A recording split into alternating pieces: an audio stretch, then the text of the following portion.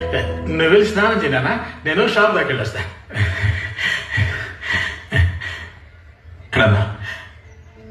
ఏంటన్నా? నా జీవితంలో నేను నిన్నే ఎక్కువ కష్టపెట్టాను. న్యాయంగా చూస్తే నువ్వే నా మీద ఎక్కువ కోప్పడాలి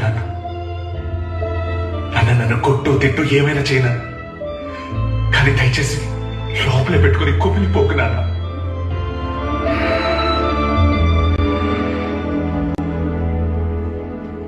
చిన్న వయసులో ఊళ్ళో పరుగు పందులు పాల్గొన్నప్పుడు నా పక్కన పరిగెట్టేవాడు వాడు గెలవాలని నన్ను తోసేసి పరిగెట్టాడు నాన్న.